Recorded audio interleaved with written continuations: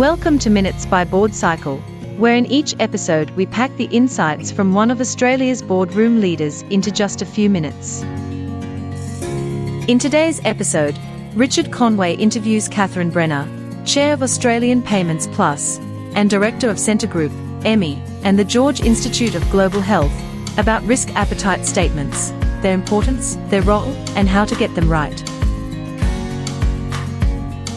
Welcome to Minutes by Board Cycle. I'm your host, Richard Conway, and today my guest on the podcast is Catherine Brenner. Catherine's the Chair of Australian Payments Plus and a Non-Executive Director at Scentre Group, Emmi, and the George Institute of Global Health.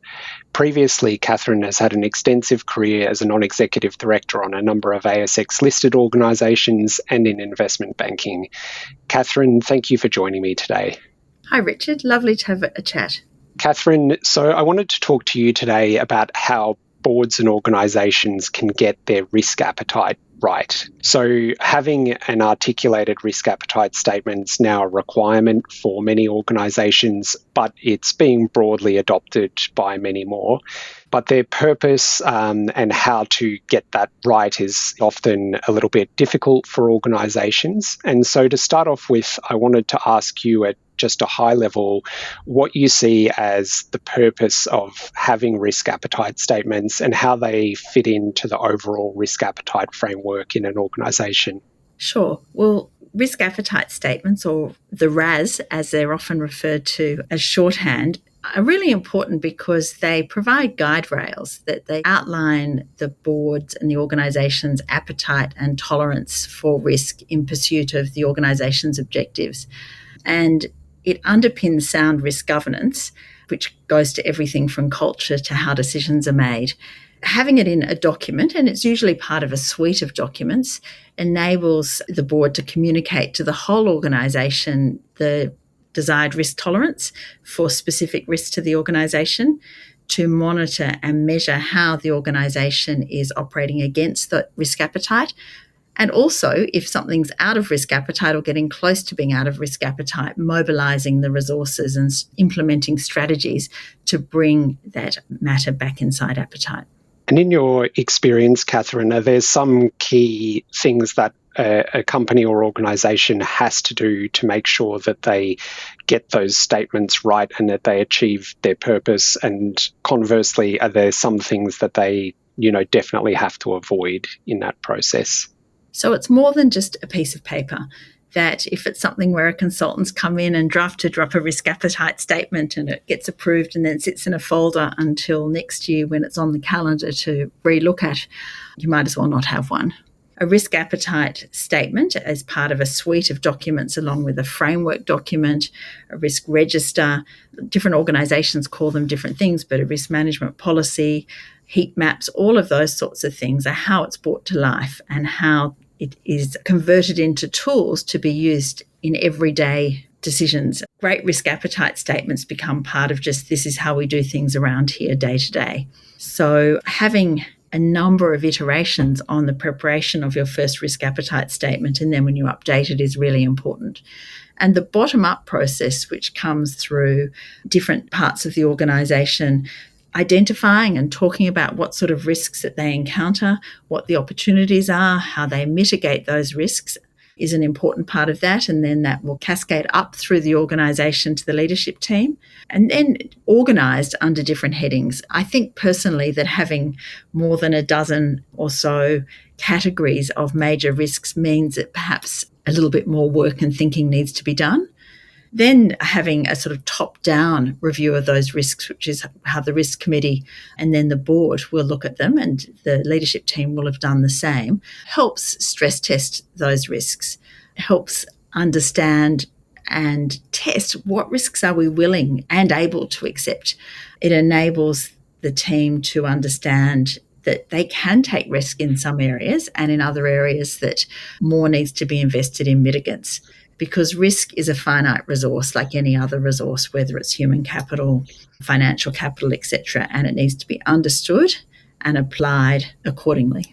I just wanted to pick up on one thing you said there, Catherine, because I think it can come across, I guess, from the name of a risk appetite statement that what these do for a management team is tell them what they can't do.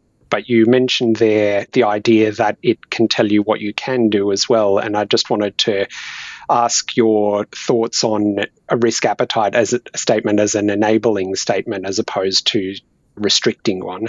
Well, businesses are in the nature of taking risk because to get reward, you need risk.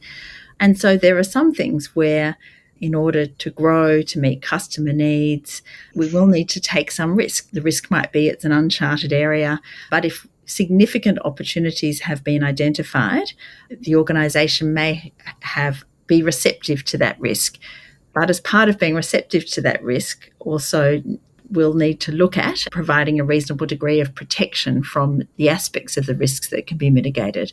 Understanding a risk can be of itself a competitive advantage. And so you've already, I think, alluded to there the possibility or that it is fine and appropriate for an organisation to decide that it has a high risk appetite for something if the opportunity involved in it is, appropriately high as well. On the flip side of that, you do sometimes see organisations state that they have no appetite for a particular risk. And I wanted to ask you whether you think that that is a useful way of thinking about things. I guess my reason for that is that, for asking that question, is that obviously usually those things would be very extreme and obviously no one would want them to happen. But as soon as they do happen, you're obviously going to be outside of your risk appetite. So, yeah, just wondering if you could talk a little bit about that scenario.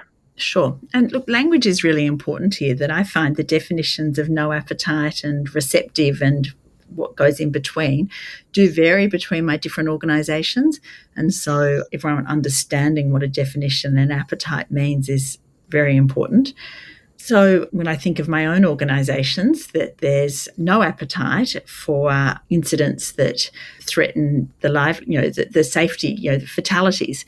There's no appetite for that. That there's no appetite for material conduct risk.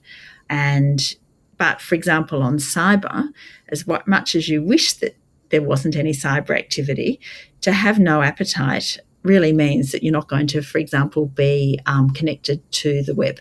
Yes. So cyber is an example where an organisation may have a very low appetite for a cyber attack or a data breach, which causes significant loss or harm or a sustained system outage, but they'll be receptive to the strategic use of emerging technologies, provided that the risks associated with them are understood and mitigated, that there'll be no or little appetite for not investing to secure appropriate service levels or privacy, etc. So it's multi-leveled, but it's a folly for a board to put zero risk appetite on something like cyber. Yes, absolutely. And so does it follow from that, Catherine, that if you say that you have no risk appetite for something that does occur that is not consistent with that risk appetite, effectively the board is saying that we will expend a very high level of resources in eliminating that risk to its entirety, to the extent that it's possible for us to do that. Whereas in the cyber scenario, I guess you're saying that your only ways of doing that would be crippling for your business, so you just accept that inherently there must be some risk if you want to do business there.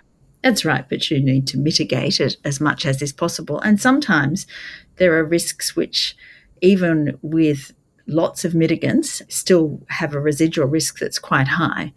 And so the role of the board and the risk function and all the first line is to ensure that those mitigants are in place, that they're constantly tested and reviewed and uplifted when necessary. Risk is not a once and done activity, it's a constant activity. Great. The last question I wanted to ask you on this theme, Catherine, was about the process of landing your risk appetite statements. And what I particularly wanted to ask here is, often that process is a multi-layered process. It begins at a certain level in an organisation and will go through some management layers before it comes to the board. And so it's quite easy in that process for each layer to kind of add additional conservatism into the process. And I wanted to ask whether you think that that's a problem, and if so, how you would go about combating that problem. So once again, there are many factors that come into play here, and this risk appetite statements and the risk toolkit is not a standalone item. And so on the other side, there's the strategic objectives, the budgets, the KPIs that the management team have, and those interplay to have that discussion. And what I find is really important is having the time to have those discussions.